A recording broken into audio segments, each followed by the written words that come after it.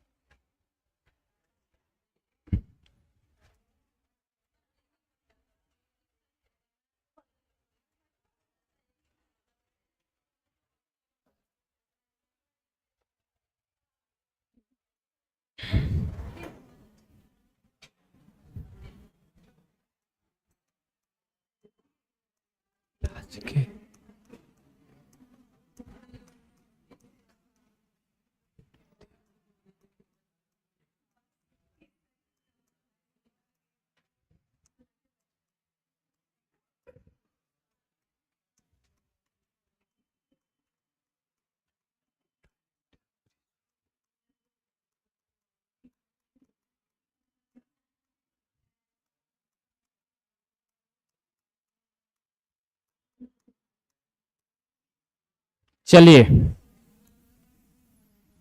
तो हम लोग शुरू करेंगे राज्य के नीति निर्देशक तत्व। ठीक है, मौलिक अधिकार में किसी कोई डाउट है तो पहले पूछ लीजिए, नहीं तो मैं पूछूंगा। हाँ, बताऊंगा। 12, 13, 37, 137 एक साथ पढ़ेंगे हम लोग। हाँ, एक बार और बता दें। 35, 34, 35 में मैंने सिंपल बताया था कि जो 43 सॉरी जो 33 है उद्देन देखिए, पहले तो बात समझना कि 33 हो, 34 या 35 है, वो दिया गया है, संसद को अधिकार दिया गया है, पहली बातें है। दूसरा बात, 33 में बोल रहा है कि अगर कोई व्यक्ति किसी भी सेना में हो, खुफिया विभाग में हो, सशस्त्र बल में हो, अगर उस मतलब उसमें काम कर रहा है, वर्क कर रहा है, अगर अभी कभी जरूरत पड़ी तो ऐसा उनके लिए भी अलग से कुछ चीजें बनाई गई, कुछ रूल बनाए गए हैं, उनको फॉलो करना होगा। अगर कुछ भी दिक्कत हो रही तो आप ये नहीं बोल सकते हैं, वो नहीं बोल सकते हैं कि भाई मुझे मेरा मौलिक अधिकारों का हनन हो रहा है। हाँ हाँ, तो वही तो मैं उसका रूप वो लोग काम करेंगे ना, मैं तो वही बोल रहा हूँ कि हाँ हाँ, तो सर तो सेना वना किसके अंतर्गत काम करती है? सरकार के अंतर्गत काम करती है ना। वो लोग आंदोलन करेंगे, सेना वाला आंदोलन क्यों करेंगे भाई? नहीं। अरे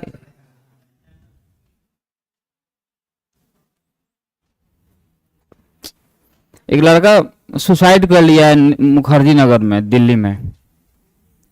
ठीक है, सुसाइड कर लिया है, और सुसाइड कर लिया था वो 10 दिन पहले।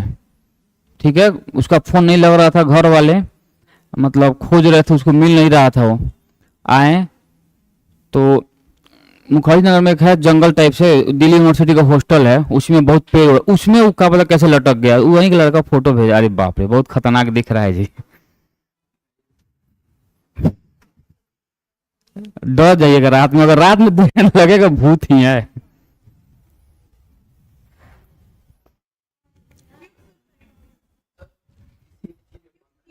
आ? अरे भाई हाँ, लटका है पेड़ पे, पेड़ पे।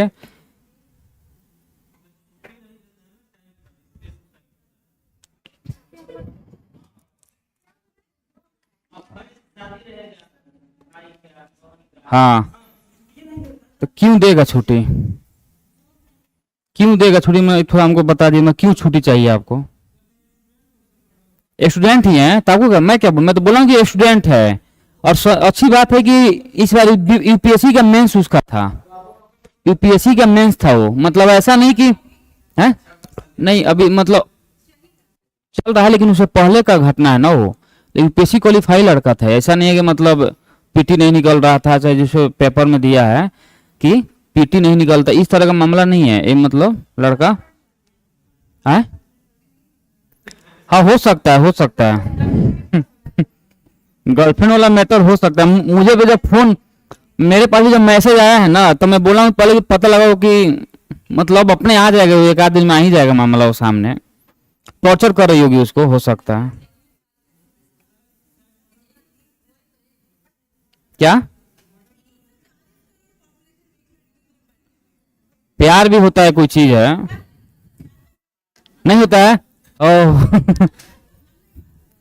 प्यार नहीं मानना चाहिए, बेकार चीज है ये सब, ओनली टाइम पास। चलिए लिखिए, चलिए प्यार बाद में होगा, पहले इधर कर लेते हैं हम लोग। अनुच्छेद 33 लिखिए, तो अनुच्छेद 33, अनुच्छेद 33 में लिखे एक लाइन।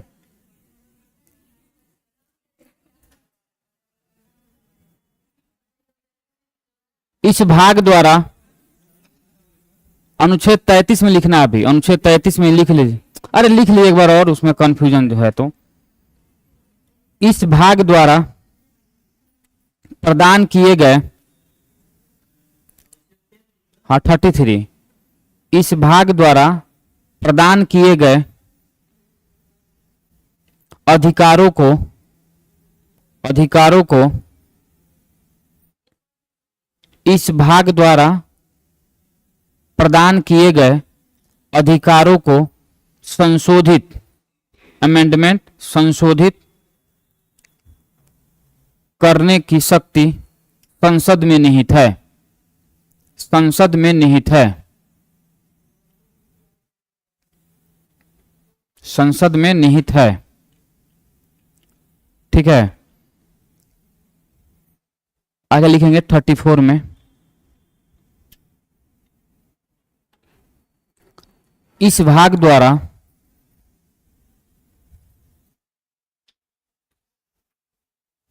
इस भाग द्वारा प्रदान, इस भाग द्वारा प्रदान अधिकारों पर रोक, इस भाग द्वारा प्रदान अधिकार, राइट्स, अधिकारों पर रोक, जब अधिकारों पर रोक, रोक जब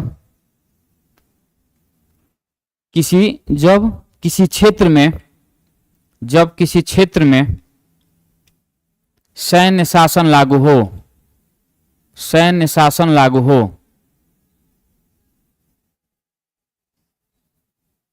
अब देखिए यहां पे मैंने बोला है सैन्य शासन, कल मैंने बोला मार्शल लॉ, बात बराबर। अगर मान लीजिए किसी एरिया में मतलब 144 लगा हुआ है, लगता है ना अनुच्छेद, सॉरी 144 का मतलब क्या होता है कि वहां पे आवागमन एकदम बंद रहेगा, अब एक साथ 2-3 लोग खड़ा होकर बात नहीं कर सकते हैं।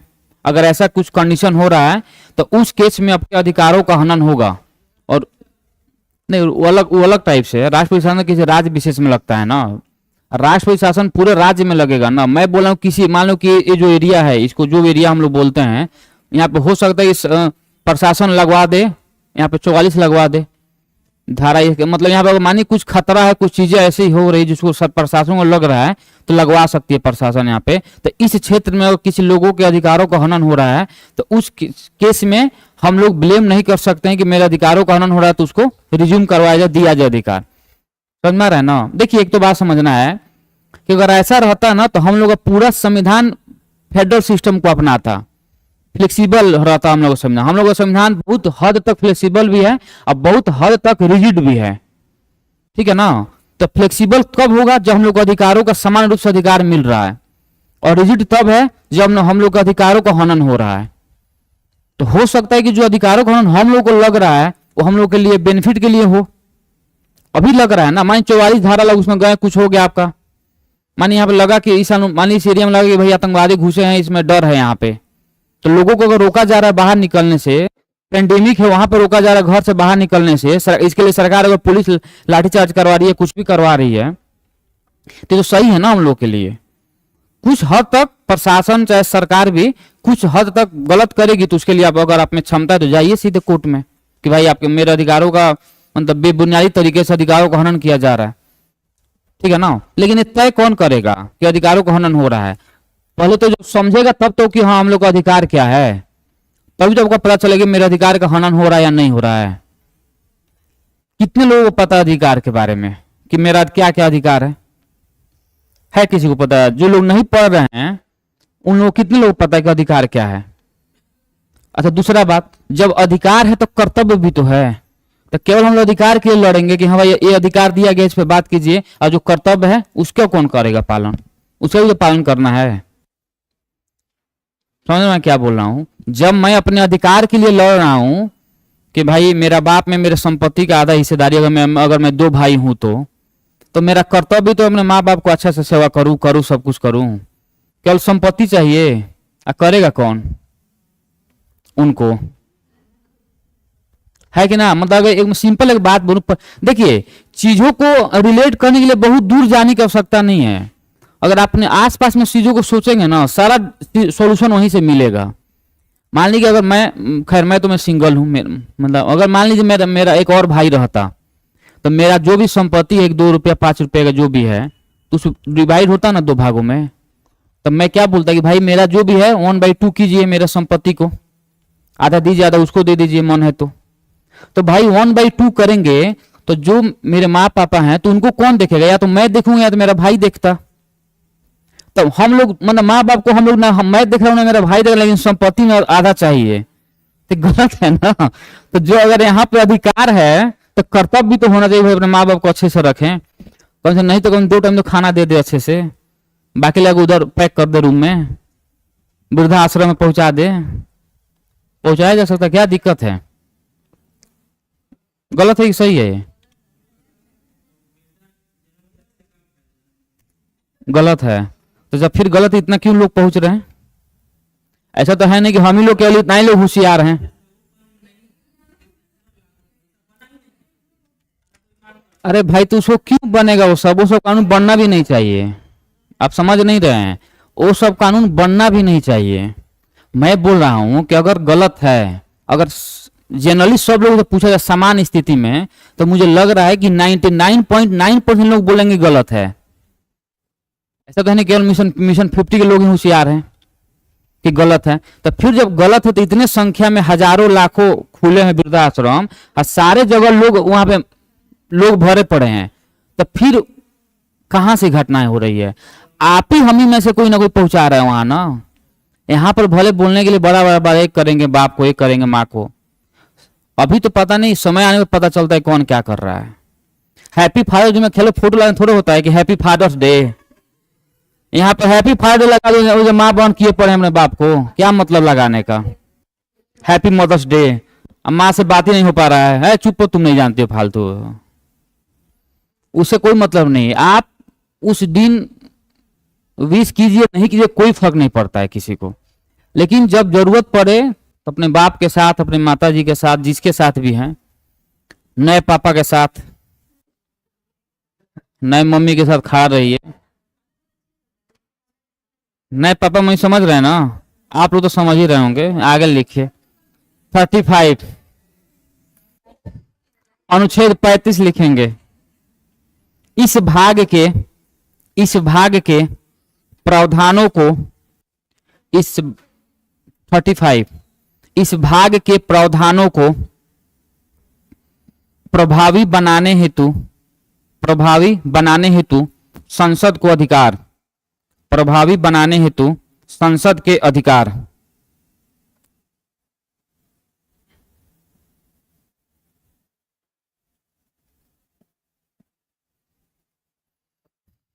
ठीक है। थोड़ा और लिखेंगे हेडिंग डाल के। देखिए कुछ चीजें जो है ना, जैसे फंडामेंटल राइट जो है, इसके बाहर भी कुछ चीजें दी गई है, कुछ अनुच्छेद इसके बाहर के हैं, लेकिन इनडायरेक्टली रूप से वो इसी राइट्स के अंतर्गत आते हैं। जैसे संपत्ति का अधिकार 300 में है ना, 300 या 300 को जो भी समझिए, इसमें ये क्या है, लीगल राइट्स है, लेकिन पहले क्या थे, फंडामेंटल राइट्स ही थे। कुछ चीजें ऐसे भी है जैसे भाग 15 में है, समझ रहे हैं ना, तो उसमें थोड़ा उसके बारे में पॉइंट लिखेंगे। पहला लिखेंगे संपत्ति का अधिकार, हाँ लिखेंगे, हेडिंग डालेंगे भाग 3 के बाहर के कुछ अनुच्छेद, भाग 3 के बाहर के कुछ अधिकार लिख लो, अनुच्छेद नहीं, कुछ अधिकार। हेडिंग डालेंगे भाग 3 के बाहर के कुछ अधिकार, उसमें पहला लिखेंगे संपत्ति के अधिकार,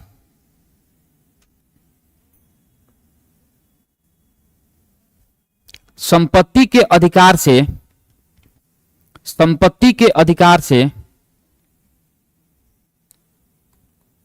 संपत्ति के अधिकार से किसी को भी, किसी व्यक्ति को वंचित नहीं किया जा सकता, नहीं नहीं नहीं, किसी को भी या किसी व्यक्ति को, बात बराबर बोला हूं मैं, किसी व्यक्ति को या किसी को भी संपत्ति के अधिकार से वंचित न किया जाना, वंचित न किया जाना। अच्छा देखिए, इसमें बगल में लिखेंगे ब्रैकेट में अनुच्छेद, अनुच्छेद 300 क्लॉज ए, और भाग पूछ दिया तो भाग 13 लिख लेंगे, भाग 13, अनुच्छेद 300 ए भाग 13। अच्छा इसका मतलब क्या हुआ? इसका सिंपल मतलब ये बोल रहा है कि जो भी राइट टू प्रॉपर्टी है, जो भी राइट टू प्रॉपर्टी है, जीवन सॉरी संपत्ति का अधिकार, इसमें बोला कि पहले तो मौलिक अधिकार में था, अगर यहां पे मैं बोल रहा हूं कि संपत्ति के अधिकार को किसी व्यक्ति को वंचित नहीं किया जा सकता, नहीं किया जाना, इसका मतलब ये हुआ कि यह व्यक्तियों का लीगल राइट्स है, समझ में आ रहा है ना, व्यक्तियों का लीगल राइट्स है, तो लीगल राइट से भी उसको अलग नहीं किया जा सकता अगर वो व्यक्ति उस कानून के दायरे में आ रहा है तो। कोई दिक्कत समझने में? तो अनुच्छेद 300 क्लॉज ए ज्यादा यही पूछता है, लेकिन अगर पूछ दिया कि किस भाग में उसका वर्णन किया गया है तो भाग 13 में उसका वर्णन किया गया। सेकंड पॉइंट लिखेंगे कि भारत के इसी का सेकंड पॉइंट, भारत के राज्य क्षेत्र में, भारत के राज्य क्षेत्र में सर्वत्र व्यापार, सर्वत्र व्यापार कौमा वाणिज्य, वाणिज्य हाँ कॉमर्स, वाणिज्य कौमा समागम, समागम, समागम, अरे भाई यार, समागम अबाध्य होगा, अबाध्य होगा। लिखेंगे अनुच्छेद 301, अनुच्छेद 301 301 भाग 13, मैंने इसका वर्णन कहां पे किया गया है तो इसी में किया गया, अनुच्छेद 301 में भाग 13 में। इसका मतलब क्या हुआ समझिएगा, देखिए 300 क्लॉज ए में क्या बोल रहा है, राइट टू प्रॉपर्टी, और दूसरा बात बोल रहा है कि अनुच्छेद 301 में बोल रहा है कि सभी व्यक्तियों को, सभी व्यक्तियों के अधिकार दिया जा रहा है कि सभी व्यक्ति, थोड़ा एक मिनट रुक जाइए, व्यक्ति में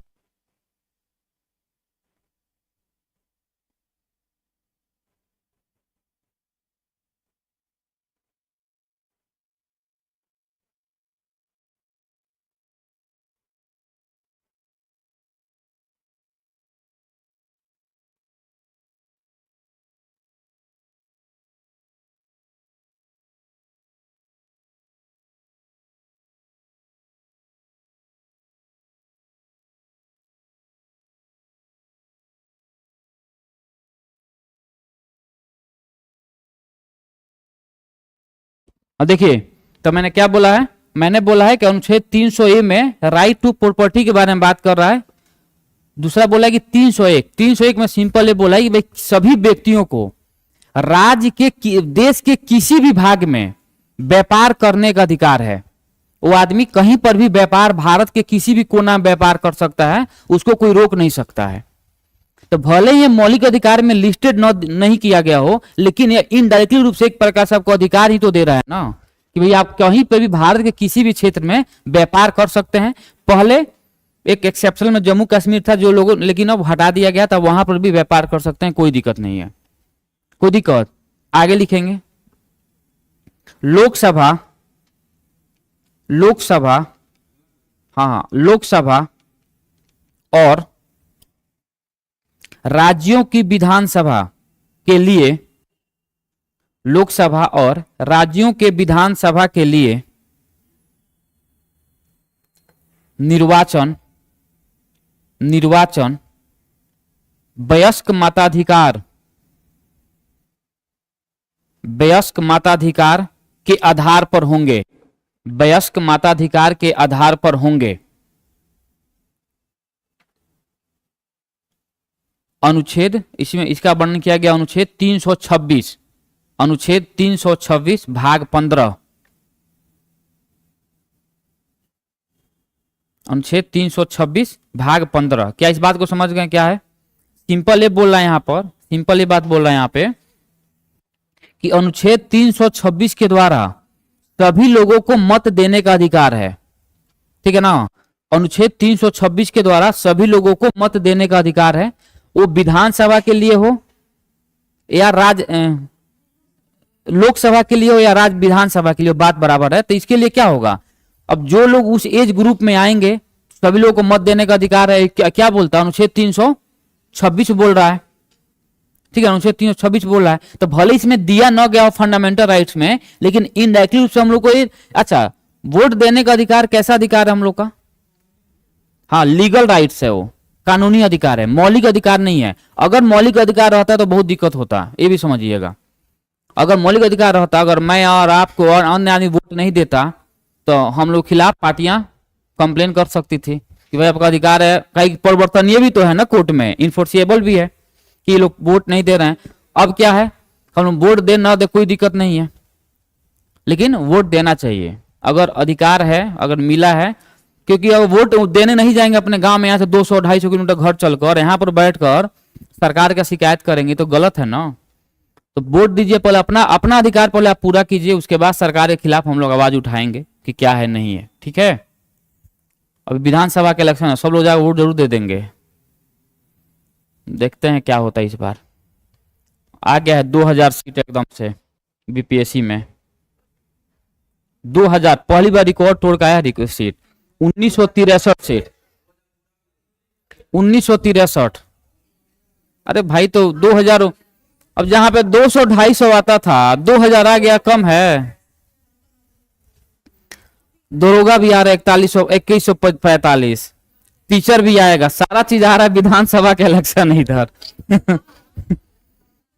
अरे मैं बोल रहा हूं कि कितने लोग सोचेंगे कि सरकार केवल वोट के लिए ला रही है, तो अच्छी बात है ना, क्या दिक्कत है? अच्छी बात है।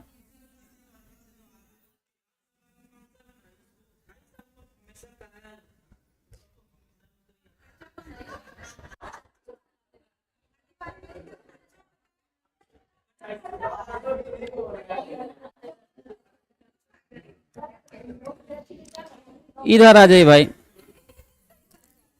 आपका सुझाव है। अगर कभी अगर नीतीश जी मिलेंगे मुझे, नहीं सुनता है तो जो सुनता है उसे जाए बोल, लालू यादव बोलिए, सुनते होंगे आपके, लालू यादव सुनते होंगे ना आपका, तो उन्हीं से बोल दीजिए जाकर। तब क्यों, तो तब फिर क्यों हम लोग किसी एक खास पार्टी का समर्थक क्यों बनना है? जब लालू यादव भी वही कैटेगरी के हैं, नीतीश भी वही है, मोदी भी वही है, सब लोग एक ही कैटेगरी के हैं, तो फिर हम लोग अपने आप में क्यों बांट लिए कि भाई मैं बीजेपी का हूं तो ये कांग्रेस का है, तो आरजेडी का है, तो ये सपा का है, तो भाजपा का है, तो ये है वो तृणमूल कांग्रेस का है। क्यों बांटना है? बजट में इस बार 29,000 करोड़ रुपया दिया गया नीतीश कुमार को। बजट में बिहार के पैकेज में 29,000 करोड़। क्या दिक्कत इसमें, क्यों दिया गया है?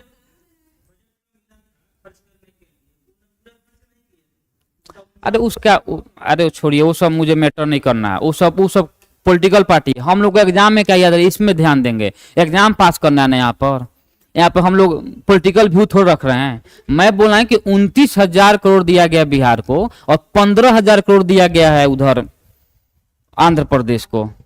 ये दो ही राज्य को क्यों दिया गया है? तो हर जगह लोगों को केवल अपनी प्रॉफिट चाहिए, कोई भी आदमी। और ये अच्छी बात है, और ये अच्छी बात है। आदमी में प्रोफेशनलिज्म होना बहुत जरूरी है। अगर आप इमोशनल आदमी हैं तो आज के जमाने में आप सरवाइव नहीं कर पाएंगे। आज के जमाने में आपको प्रोफेशनल होना बहुत जरूरी है कि भाई मैं यहाँ पे आ रहा हूं तो मुझे पैसा चाहिए, देगा तो कंटिन्यू होगा, नहीं देगा छोड़ दूंगा। मुझे कोई फर्क नहीं पड़ता कि सिलेबस बाकी रह जाएगा, बीच में से छूट जाएगा, आप लोगों का निकलेगा नहीं निकलेगा, इससे मुझे कोई फर्क पड़ने वाला है। रियलिटी है। अब बोलने तो मैं बोलूंगा कि नहीं निकले मुझे बहुत दुख होगा, लेकिन रियलिटी में ऐसा होगा नहीं। समझ रहा है ना? तो रियलिटी है। और सबको मैं बोल रहा हूं कि सबको इसी तरह रहिए। अगर आप कहीं पे काम करने जा रहे हैं तो हम लोग में क्या दिक्कत है, बिहारियों में 1 सेकंड में हम लोग दोस्ती कर लेते हैं। उसको आओ घर पे आओ, मटन चल रहा है, आओ क्यों रखना है भाई? दोस्ती है बाहर रखो, चाय पे भागो यहाँ से, फिर मिलेंगे हम लोग बाद में। जरूरत पड़ी तो बात होगी। अब यहाँ पे जरूरत पड़ने पर बात करने लोग बोलता है देखो जरूरत पड़ा तो कॉल की, इससे अरे तुमसे मैं क्यों कॉल करके बार बार पूछूंगी तुम मर गए कि जिंदा हो? काम पड़ेगी तभी तो बात करूंगा ना मैं। और गलत नहीं है। उसी तरह जितने बिजनेसमैन है, जितनी पॉलिटिकल पार्टियां वही करती है। और ये बात हम लोग को दुख लगता है कि नीतीश कुमार इलेक्शन पड़ता है तो लोग गरीबों की याद आती है। तो गरीब उसी लायक बने ही हैं। गरीब अपने में सुधार नहीं करेंगे तो केवल पार्टी को थोड़ा दोष दे देंगे हम लोग। हम लोग भी क्या है, इलेक्शन के टाइम में हम लोग, अभी इलेक्शन खत्म हो जाएगा, विधायक आएगा, लगेंगे आगे पीछे घूमने उसके, हाँ बाबा प्रणाम, ए बाबा ये सब। तो तुम मुंह से तो बोल नहीं रहे, मुंह तो तुम्हारा खुल नहीं रहा है। इलेक्शन जीतने हारने के बाद लगो तुम चिल्लाने कि सरकार नहीं सुने। तो पहले तुम बोलो ना, दम हो तो। आज जब नहीं बोल पाए तो 5 साल बर्दाश्त करो, रहो जिस तरह रहे हो, गरीबी में मरो उसी तरह। रियलिटी बात है, समझ में आ रहा है ना? भले खराब लगे शब्द में, लेकिन रियलिटी यही है। अब गरीबों की, जो हम लोग गरीब है ना, इसके भी सबसे बड़ा कारण यही है, इमोशनल होना फालतू का। हम लोग हम लोग क्या बोलते हैं, हम लोग को पैसा क्या चाहिए, पैसा ही सब कुछ है। क्योंकि हम लोग पास है ही नहीं, तो हम लोग पास ऑप्शन क्या है कहने का? वही कह सकता है ना कि पैसा से कुछ नहीं होता है। दुनिया में अगर आपके पास पैसा है ना, तो दुनिया में सबसे पावरफुल व्यक्ति आप हैं। पैसा के अलावा कुछ नहीं है, कोई रिलेशन नहीं है भाई। कोई माँ बाप के अलावा, एक माँ बाप तो मत, खैर अनकंडीशनल लव है माँ बाप से, उसके अलावा पति पत्नी में भी जो रिलेशन है, कल से गरीबी, अगर पत्नी गरीब हो गई, पति एक दूसरे को छोड़कर भाग जाएगा सब। और हो रहा है ना कंटिन्यू। जब बिल गेट्स अपने पत्नी को नहीं रोक पाए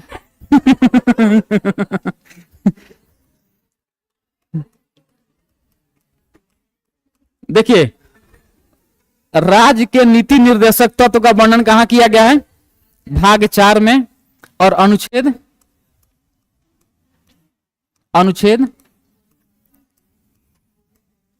36 से 51, अनुच्छेद 36 से 51। व्यापार मतलब आप कहीं पर भी सर्वत्र व्यापार वाणिज्य ये सब कर सकते हैं। वाणिज्य व्यापार भारत के किसी भी कोना में कर सकते हैं। अब देखेंगे, राज्य के नीति निर्देशक तत्व का वर्णन अगर पूछेगा कि संविधान के किस भाग में है, तो भाग 4 में दिया गया है और अनुच्छेद 36 से 51 के बीच में दिया गया। अब थोड़ा समझिएगा, यहाँ पे जो संविधान सभा था, संविधान सभा के जो सलाहकार थे, सलाहकार समिति के जो अध्यक्ष थे, संविधान सभा के सलाहकार समिति, कौन सा अध्यक्ष उसका? सलाहकार समिति BN राव, ठीक है ना? तो जो भाई साहब थे BN राव, इन्होंने प्रपोजल रखा कि भारत में 2 प्रकार के मौलिक अधिकार होनी चाहिए। एक तो ऐसे मौलिक अधिकार जो तुरंत लागू हो या तुरंत परिवर्तनीय हो, ठीक है, जो फंडामेंटल राइट्स अभी हम लोग पढ़ते हैं। और एक ऐसा मौलिक अधिकार होना चाहिए जो तुरंत परिवर्तनीय न हो, उस समय के साथ उसमें चेंजेज आए, समय के साथ उसमें सारा चीज बदलाव आए। तो इन्होंने बोला कि भाई फंडामेंटल राइट्स पार्ट 1 होना चाहिए और फंडामेंटल राइट्स पार्ट 2 होना चाहिए। लेकिन ऐसा नहीं हुआ। जब हम लोग का संविधान बनकर तैयार हुआ, तो जो इन्होंने फंडामेंटल राइट्स पार्ट 2 के बारे में इन्होंने जो बात कर रहे थे कि भाई समय के अनुसार ये परिवर्तनीय होगा या समय के अनुसार इसको लागू किया जाएगा, तो इसी का नाम रख दिया गया राज्य के नीति निर्देशक तत्व। क्या इस बात को समझ पा रहे हैं? राज्य के नीति निर्देशक तत्व। एक तो याद रखना है कि भाई सलाहकार समिति के जो अध्यक्ष थे BN राव, इन्होंने प्रपोजल रखा था कि भारत में मौलिक अधिकार 2 प्रकार के होने चाहिए, ठीक है ना? लेकिन उसका नाम बदल के फंडामेंटल राइट्स और DPSP कर दिया गया। नहीं, दूसरा बात इसमें परिवर्तनीय है ही नहीं, तो कहां से संशोधन हो सकता है, लेकिन मौलिक अधिकार नहीं बन पाएगा ना। ये अगर मौलिक अधिकार अगर बन गया तो पूरे राज्यों पर दबाव होगा, समझ रहा? इसको ये राज्य के ऊपर छोड़ दिया गया है। DPSP क्या है? DPSP राज्य के ऊपर छोड़ दिया गया है कि भाई तुमको जब जरूरत पड़े, जब तुमको लग रहा है कि मैं इस लायक हो गया हूं, तो तुमको काम करना है। जैसे अनुच्छेद 44, सुनिए पहले, अनुच्छेद 44 क्या है? UCC मतलब यूनिफॉर्म सिविल कोड है। इसमें क्या बोला अब अगर ये फंडामेंटल राइट्स रहता और परिवर्तनीय भी रहता, तो आज पूरे देश में लागू रहता। अब ये राज्यों पर छोड़ा गया है कि भाई जो राज्य अगर लग रहा है राज्यों की भाई मैं इसके लिए तैयार हूं, तो आप इसको लागू कर लीजिए। अगर नहीं हो तो छोड़ दीजिए इसको। इसीलिए तो आज सारे राज्यों में यूसीसी लागू नहीं है। कोई दिक्कत मतलब छोड़िए ना कहां लागू से हम लोग बात नहीं कर, अभी बस इतना समझना हो कि पूरे राज्यों में लागू नहीं है यूसीसी। दूसरा बात, अनुच्छेद 40 ऑर्गेनाइज द ग्राम पंचायत। ग्राम पंचायत समझिएगा, जो ऑर्गेनाइज द ग्राम पंचायत के बारे में बात हो रहा है, तो हम लोग का संविधान कब तैयार हुआ, मान लीजिए 49 के 50 में लागू कर दिया गया। लेकिन जो शुरुआत हुई इसका पंचायती राज व्यवस्था की शुरुआत हुई यह हुई है इधर, जिसको संवैधानिक दर्जा दी गई है। अगर ऐसा रहता तो तुरंत उसी टाइम लागू होता, समझ में रहा है ना। तो इसीलिए ये राज्यों के ऊपर छोड़ा गया है कि राज्यों का एक कर्तव्य है, जितना इसमें दिया गया 36 से 51, ये राज्यों का कर्तव्य है कि राज्य इस अपने कर्तव्यों का निर्वहन करे अच्छे से। देखिए रुका नहीं था, समझिए एक तो बात समझना है कि पंचायती राज व्यवस्था का जो इलेक्शन था रुका नहीं था, वो क्या हुआ था, सेंट्रलाइज्ड हो गया था। हम एक मतलब नहीं बताया कि स्मूथली रूप से काम नहीं कर पा रहा था, क्योंकि आप लोग गांव में सुनते होंगे कि उसके दादा थे वो 20 साल से मुखिया थे, इलेक्शन ही नहीं हो पा रहा था चीजों को। अब केवल हम लोग बिहार के बारे में जानते हैं ना, ये केवल बिहार के बारे में सुनेंगे ना, ये कि सारा चीज हो रहा था और जगह स्मूथली रूप से बहुत अच्छे चल रहा था। क्या हुआ कि यहाँ पे सारा चीजों को ऑर्गेनाइज तरीके से नहीं हो पा रहा था बिहार। इसमें बहुत सारा चीजें भी है, पॉलिटिकल पार्टी का भी थोड़ा दिक्कत है, ये भी है, बहुत सारा कंडीशन, एक कंडीशन हम लोग नहीं सोच पाएंगे उसमें। तो इसीलिए तो बाद में इसको पंचायती राज व्यवस्था को डिसेंट्रलाइज किया गया। डिसेंट्रलाइज किया गया यानी पावरों को डिस्ट्रीब्यूट किया गया और महिलाओं की भागीदारी बढ़ाया गया। महिलाओं को वुमेन इंपावरमेंट के बारे में बात किया कि भाई महिलाओं के बीच में भागीदारी रहेगी, महिलाएं बीच में बढ़ चढ़ कर अपनी हिस्सेदारी लेंगी। जब तक पावर को डिसेंट्रलाइज नहीं किया जाए, विकेंद्रित न किया जाए, तो समझिए कि पावर अगर एक आदमी के हाथ में पूरा चला जाएगा तो आदमी एनार्की हो सकता है और अराजकता फैला सकता है वो।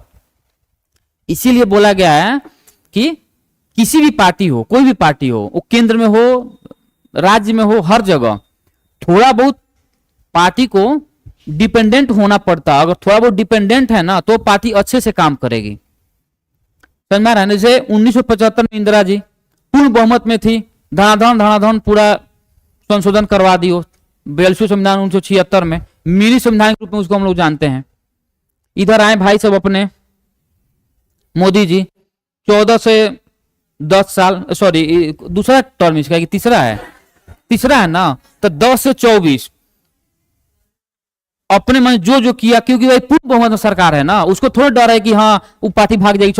अभी जो है अब डर है, अब बहुत फूक के कदम रख रहा है कि कहीं गड़बड़ हो जाए, नीतीश निकल न ले इधर से उधर से, टीडीपी वाला ना निकल ले। तो दिक्कत यह है कि जब आपका पावर पूर्ण आएगा तो उस टाइम में पावर को कैसे संभाल पा रहे हैं वो डिपेंड करता है। पावर तो सबको चाहिए, उसमें पता चलेगा ईमानदार कितना कौन है। अभी तो हम लोग सब लोग ईमानदार ही हैं, है ना। पावर आने के बाद पता चलता है कि भाई हम लोग कितने ईमानदार हैं। ठीक है, आइए इधर। ठीक है, तो बोला गया कि अगर ये इसका स्रोत क्या है, कहां से लिया गया है, ये लिया गया है आयरलैंड से। अच्छा, दूसरा बात बोलेगा कि भाई राज्य के नीति निर्देशक तत्वों का उद्देश्य क्या है।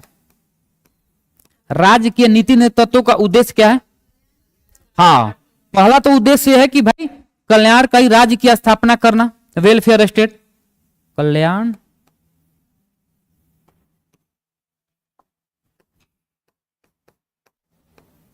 वेलफेयर स्टेट की स्थापना, कल्याणकारी राज्य की स्थापना करना। और दूसरा क्या है, देखिए दूसरा है कि सामाजिक आर्थिक लोकतंत्र की स्थापना करना।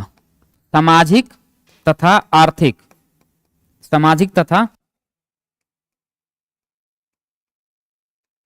आर्थिक लोकतंत्र की स्थापना करना, कल्याणकारी राज्य लोकतंत्र की स्थापना करना।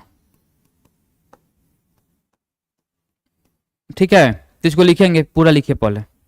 यहां पे सवाल सिंपल है कि अगर सवाल पूछेगा सिंपल कि डायरेक्टिव प्रिंसिपल ऑफ स्टेट यानी राज्य के नीति निर्देशक तत्वों का उद्देश्य क्या है, तो इसका दो उद्देश्य जो सबसे महत्वपूर्ण उद्देश्य है। पहला उद्देश्य है कि लोक कल्याणकारी, अच्छा कल्याणकारी राज्य का मतलब क्या होता है यहाँ पर, क्या होता है कल्याणकारी राज्य का मतलब? कल्याणकारी राज्य का सिंपल मतलब है कि भाई उस राज्य में जितने भी लोग रहते हैं उनके सभी कल्याण के बारे में बात करेगी सरकार, किसी खास जाति समूह के बारे में बात नहीं करेगी सरकार, ठीक है ना। सभी जातियों के लोगों के, सभी समुदाय के लोगों के बारे में बात करेगी, उनके विकास के बारे में बात करेगी। सरकार कोई ऐसा योजना, सरकार कुछ ऐसा कानून लागू नहीं करेगी अपने राज्य में जहां पर किसी खास जाति के या किसी खास समूह के लोगों को फायदा हो।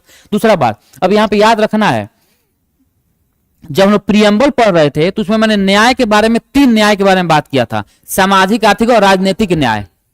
यहां पे बोल रहा है कि लोकतंत्र स्थापित करना है, सामाजिक तथा आर्थिक लोकतंत्र की स्थापना करना है, यहां पर राजनीतिक लोकतंत्र नहीं है, समझ रहे ना। तो याद रखना, अगर न्याय पूछेगा तो 3 न्याय होगा, अगर लोकतंत्र पूछेगा, अगर उसमें भी डीपीएसपी लगाकर सवाल पूछ रहा है जोड़कर, तो हमें याद है 2 लोकतंत्र, सामाजिक तथा आर्थिक लोकतंत्र की स्थापना करना। कोई डाउट किसी को?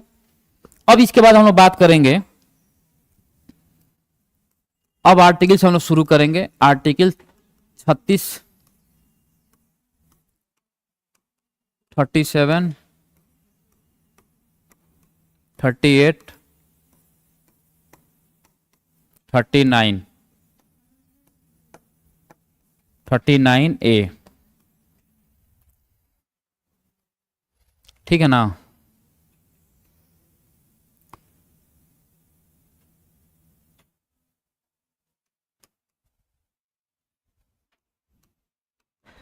फोर्टी, 41, 42, 43, पहले इतना देखेंगे हम लोग, ठीक है ना। अब इसको याद कैसे करना है? याद तो करना होगा ना, बिना याद किए कोई संभव है? तो देखेंगे यहाँ पे, याद रखेंगे, जो आर्टिकल 36 है, तो अनुच्छेद जो 12 है और जो 12 और जो अनुच्छेद 36 है, दोनों में ही राज्य की परिभाषा के बारे में बात की गई है। तो यहां में क्या होगा, 36 में लिखेंगे राज्य की परिभाषा, ठीक है ना, राज्य की परिभाषा। अब देखेंगे यहां पे अनुच्छेद 36 में सिंपल बोल रहा है, अनुच्छेद 36 में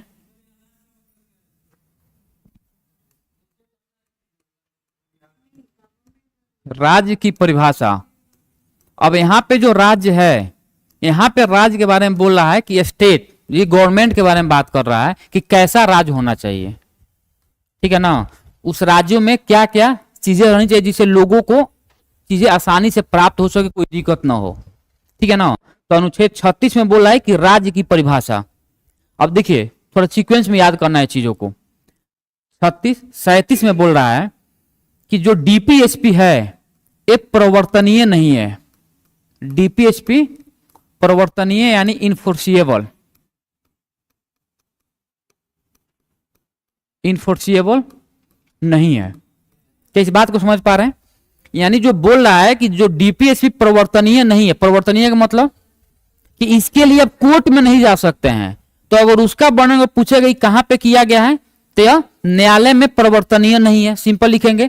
तो 37 लिख लेंगे, प्रवर्तनीय नहीं है, चाहे न्यायालय में प्रवर्तनीय नहीं है, इनफोर्सिएबल नहीं है, न्यायालय में प्रवर्तनीय नहीं है। एकदम हो सकता है, बोला गया कि संविधान, तभी तो केशवानंद भारती केस में सुप्रीम कोर्ट बोली कि संविधान में केवल क्या बोलते हैं, प्रियम्बल में ही नहीं, संविधान के किसी भी भाग में संशोधन किया जा सकता है।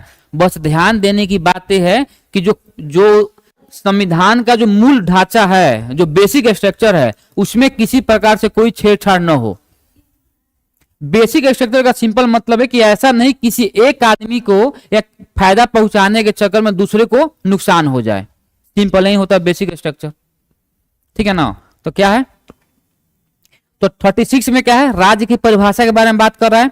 37 के बारे में बोला कि भाई अब न्यायालय में परिवर्तनीय नहीं है। अब 38 में जो 3 प्रकार के न्याय के बारे में बात की गई है, कौन कौन, सामाजिक,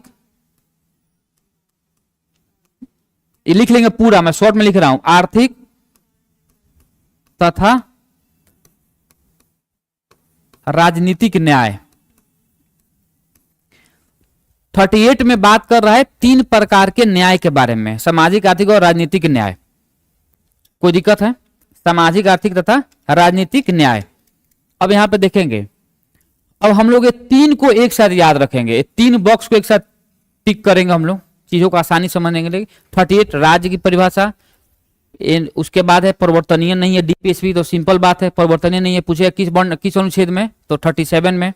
और 38 में बोल रहा है कि इसमें 3 प्रकार के न्याय के बारे में बात की गई। अच्छा, प्रियम्बल में भी 3 प्रकार के न्याय के बारे में बात की गई है, तो वही प्रियम्बल के बारे में बात करें। प्रियम्बल का मतलब क्या है कि संविधान के पूरे क्रक्स के बारे में बात कर रहा है, तो जो न्याय के बारे में बात वहां पर किया गया ना, तो उसी को न्याय के लाकर हम लोग यहाँ पे डाले हैं, ठीक है ना। तो 38 में न्याय के बारे में बात कर रहा है, कोई दिक्कत?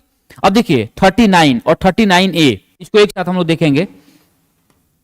39 में सिंपल बोला है कि जो भी देश में संसाधन है, जो भी देश में संसाधन है, उन संसाधनों का उचित वितरण होना चाहिए। कोई दिक्कत? संसाधनों का उचित वितरण, इसका मतलब क्या हुआ कि देश में जितने भी रिसोर्सेज हैं, देश में जितने भी रिसोर्सेज हैं, उन सारे रिसोर्सेज को ऐसा नहीं किसी खास आदमी को ज्यादा दे दिया जाए और किसी अन्य व्यक्ति को दिया ही ना जाए, सभी लोगों को समान रूप से बांटिए। तो ये हम लोग का अनुच्छेद 39 बोलता है कि संसाधनों का उचित वितरण होना चाहिए।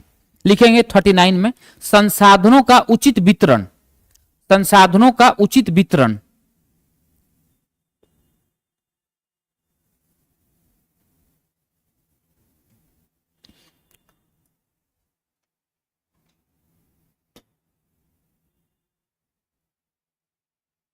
संसाधनों का उचित वितरण, समझिए दो बात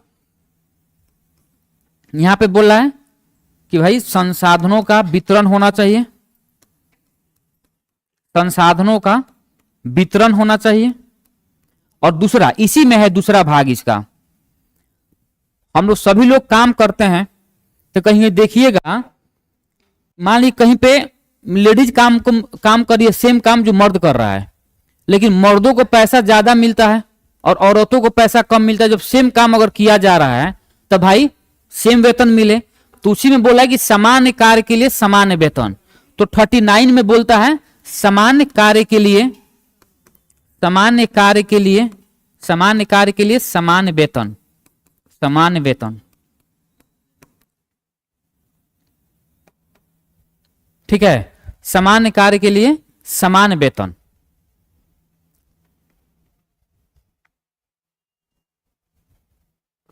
और देखिए सबसे जरूरी यहां पे तो हम लोग 39 में देख लिए कि संसाधनों को उचित वितरण होना चाहिए, और 39 में उसी में देख रहा हूं दूसरा पार्ट में कि समान कार्य के लिए समान वेतन।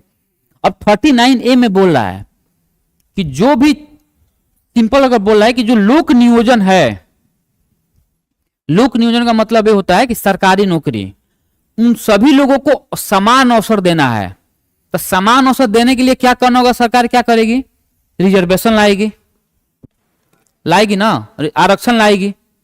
तो वही बात 39A में बोलता है कि भाई सबको समान अवसर दिया जाए, वो किसी भी जाति से हो, किसी भी धर्म से हो, कोई मतलब नहीं है। तो समान अवसर मिलेगा तो क्या होगा? जो दलित वर्ग के लोग हैं उनको आरक्षण देकर उनको सेम प्लेटफॉर्म प्रोवाइड करना है, ठीक है ना। तो लिखेंगे 39A में लिखेंगे एक लाइन कि समान अवसर, समान अवसर के आधार पर न्याय देना, समान अवसर के आधार पर न्याय देना, समान अवसर के आधार पर न्याय। अब समझिएगा ये 39 है, ये 39A है, इसका मतलब यह है कि बाद में जुड़ा होगा, ठीक है ना। तो इसी को जोड़ा 42वें संविधान संशोधन 1976 में, याद रखना है। सवाल अगर खूब डीपली अगर पूछ रहा है तो यहां से पूछ सकता है कि इनमें से चाहे 39A को कब जोड़ा गया, ये 4 ऑप्शन है, इनमें किस संविधान संशोधन के द्वारा इसमें किसको क्या जोड़ा गया है, तो देख लेंगे। 39A को जोड़ा गया है 42वें संविधान संशोधन 1976 के द्वारा। कोई दिक्कत समझने में?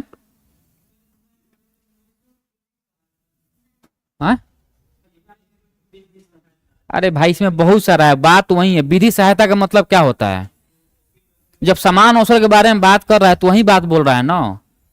मैं बोल रहा हूं कि जो समान अवसर के बारे में बात कर रहा है तो उनको सरकार जिस तरह उनको सहायता दे, विधि सहायता पहुंचाए, उनको सब्सिडी देकर आगे बढ़ाए, उनके लिए कुछ अलग से सरकार प्रोग्राम लाए, स्कीम लाए, किसी तरह लाकर उनको समान अवसर देना है, बस ये बात बोल रहा है। एक एक शब्द पकड़ के चलेंगे तो बहुत दिक्कत हो जाएगी चीजों को, क्योंकि इसमें इतना नहीं है। अब कोई पढ़िएगा 37 में इतना लंबा लंबा लाइन दिया है। मैं बोलूं कि एकदम इजी वे में चीजों को समझना है ताकि एग्जाम में इजीली क्वेश्चन को हैंडल कर पाए। बाकी है तो किताब सब लोग रखें लुसेंट, इसको याद कर लेंगे, कोई दिक्कत नहीं मुझे, ठीक है। देखिए अनुच्छेद 40 में, अनुच्छेद 40 को हम लोग अकेले पढ़ेंगे, चाहे इसे पढ़ सकते हैं एक साथ। इसमें बोल रहा है कि ग्राम पंचायतों का गठन, ग्राम पंचायत का गठन, ग्राम पंचायत का ऑर्गेनाइज द ग्राम पंचायत, ग्राम पंचायत का गठन, ये अनुच्छेद 40 में बोल रहा है। अब समझेंगे एक बात, अब इसको हम लोग 40, 41, 42 और 43 ए एक साथ हम लोग याद करेंगे। कैसे समझेंगे? 40 में बोल रहा है कि भाई ऑर्गेनाइज द ग्राम पंचायत, ग्राम पंचायतों का गठन हो गया।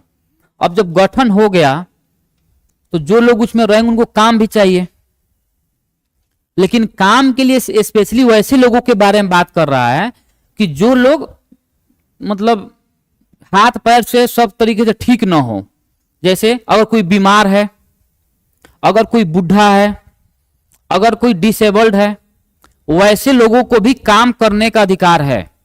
तो उन सभी लोगों को काम कर, किसी विकट परिस्थिति में लोगों को काम मिले, या 41 में बोलता है। पहले समझ सुनिएगा, 40 में हम लोग याद करने का तरीका है, सीक्वेंस में बता रहा हूं कि भाई 40 में हम लोग गांव बना दिए।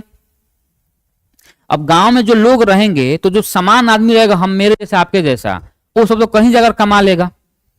लेकिन उनसे, उन लोगों के बारे में यहां पर बात किया जा रहा है कि जो लोग बूढ़े हैं, जो लोग अस्वस्थ हैं, जो लोग किसी का हाथ नहीं है, किसी का पैर नहीं है, एक किसी का आंख नहीं है, कान नहीं है, उन लोगों को भी खाना चाहिए ना। उन लोग कैसे खाएंगे? तो सरकार उन लोगों के लिए भी काम की व्यवस्था करवाएगी। ये बात कर रहा है 41 में। 42 में बोल रहा है सिंपल कि जब सबको काम मिल गया, मान लीजिए जब उनको काम मिल गया, तो बोला कि भाई काम कैसा होना चाहिए? तो काम न्याय संगत होना चाहिए। न्याय संगत का मतलब है कि काम लीगल होना चाहिए, इलीगल काम नहीं करवाना है उसे। मानिए कि लीगल काम करवा दिए उसे, वो ड्रग्स बेचवा रहे हैं, गांजा फूकवा रहे हैं, ये गलत है ना। कहने का सिंपल मतलब भाई वैसे लोगों काम करने जो न्याय संगत हो, प्रशासन के नजर में, जुडिशरी के नजर में वो लीगल काम हो, तो ऐसे काम देना है। 42 में बोल रहा है। 43 में बोला कि भाई जो लोग काम कर लिए, अब काम मिल गया, काम करने लगे, तो भाई उनको मजदूरी भी तो चाहिए। तो इसमें बोला है कि मजदूरी करेंगे।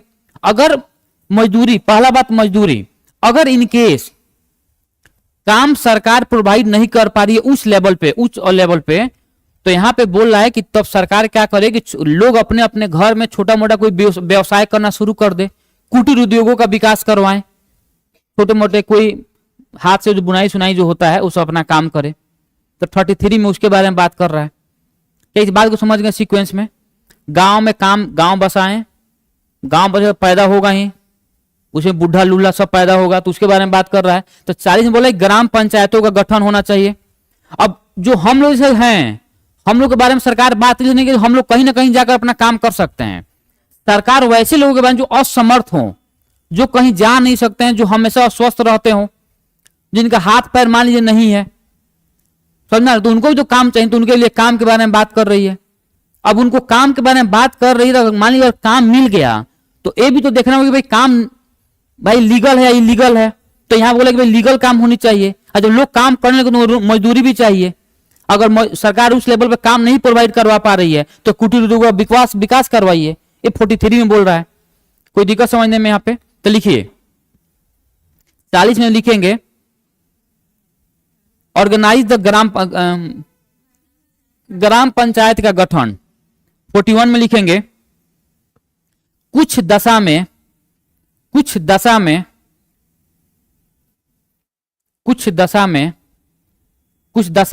ब्रैकेट में लिखेंगे बीमार, अस्वस्थ, बीमार, बूढ़े, डिसेबल्ड को क्या बोलते हैं इंग्लिश में?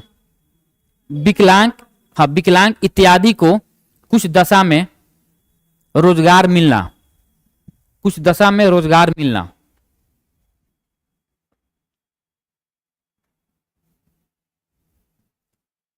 (42) में लिखेंगे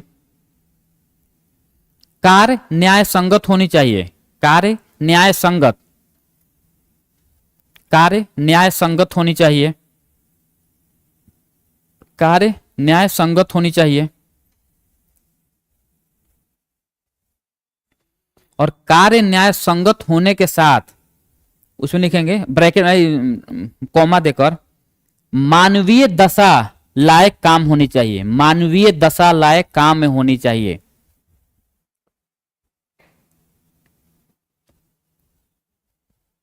मानवीय दशा लायक काम कार्य होना चाहिए। इसमें बोला क्या है, कुछ दशा में, देखेंगे पहले, कुछ दशा में, कुछ दशा में कार्य मिलना। इसमें बोला कि भाई कार्य कैसा होना चाहिए, कार्य न्याय संगत होना चाहिए, कार्य न्याय संगत होना चाहिए। और 43 में लिखेंगे निर्वाह, निर्वाह मजदूरी। भाई जो लोग काम करेंगे तो उनको भाई चाहिए ना निर्वाह मजदूरी। मान लीजिए यहाँ पे मैं मजदूरी कर रहा हूं तो मुझे पैसा चाहिए कि नहीं चाहिए, निर्वाह मजदूरी। और इसी में दूसरा पार्ट बोल रहा है, 43 में ही दूसरा पार्ट ये बोलता है कि कुटीर उद्योगों का विकास, कुटीर उद्योगों का विकास, कुटीर उद्योगों का, कुटीर उद्योगों का विकास। 43 समझ गए। अब देखिए 43 हो गया। अब देखिए यहां पे देखेंगे हम लोग 44, ये हो गया ना सबका। फिर समझिए एक बार, एकदम सीक्वेंस में याद करना है कि 36 में क्या बोलता है, राज्य की परिभाषा। 37 में न्यायालय में परिवर्तनीय नहीं है। 38 में 3 प्रकार के न्याय के बारे में बात कर रहा है, ठीक है ना। उसके बाद 39 में क्या बोलता है कि संसाधनों का उचित वितरण हो, समान कार्य के लिए समान वेतन मिलना चाहिए। 39A में बोलता है कि भाई कि जो समान अवसर, सबको समान अवसर मिले। और इसको बाद में 42वें संविधान संशोधन 1976 के द्वारा इसको जोड़ा गया है। 40 में बोल रहा है कि भाई ऑर्गेनाइज द ग्राम पंचायत। 41 में बोल रहा है कि भाई कुछ मानवीय, कुछ दशा में लोगों को काम मिलना चाहिए। 41 में बोल रहा है, 42 में बोल रहा है कार्य न्याय संगत होना चाहिए। क्या बोल रहा है, 43 में बोल रहा है कि भाई अगर जो लोग काम करेंगे तो भाई जब वो काम करेंगे तो उनको मजदूर चाहिए ना, कुछ ना कोई मजदूरी चाहिए, तो उसी के बारे में बात कर रहा है। अगर ऐसा नहीं हो रहा है तो कुटीर उद्योग का विकास करवाइए, सिंपल बातें बोल रहा है, कोई दिक्कत। और 44 नीचे लिख लेंगे, 44 आर्टिकल्स 44 यूनिवर्स सिविल कोड को क्या बोलते हैं, समान नागरिक संहिता, समान नागरिक संहिता, समान नागरिक संहिता, यूनिफॉर्म सिविल कोड। इसका मतलब क्या हुआ,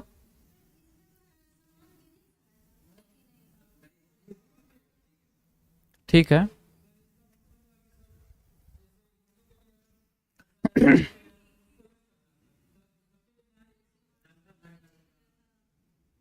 दंगा भड़काने किसमें बोल रहा है,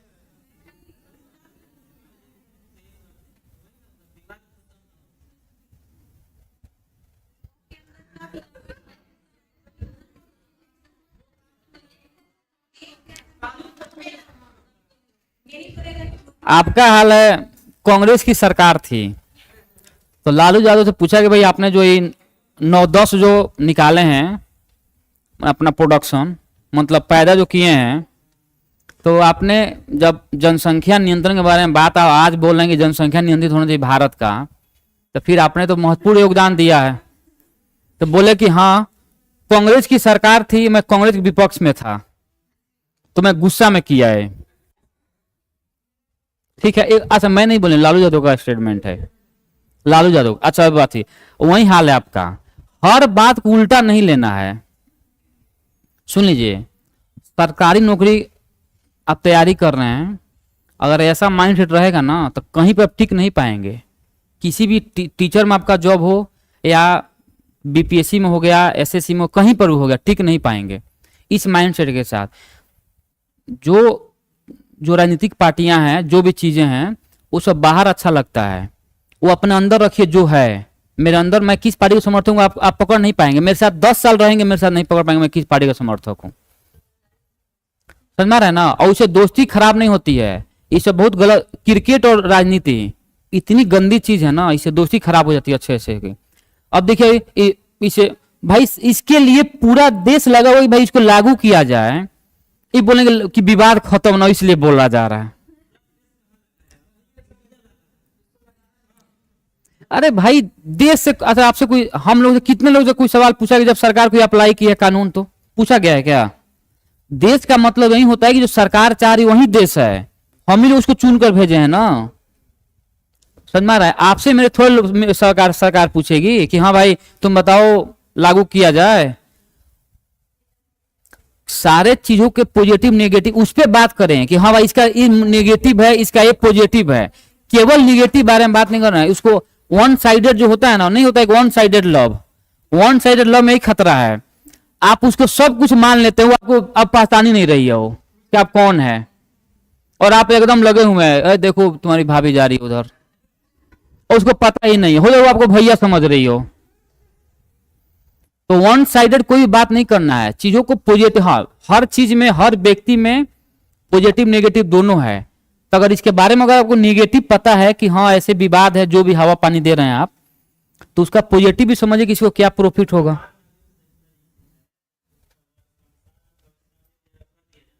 अरे वो क्यों होगा? अरे भाई क्या बोल रहे हैं, कब्रिस्तान और शमशान एक जगह क्यों होगा? ये पक्का रबिशुआ का सुन रहे हैं आप,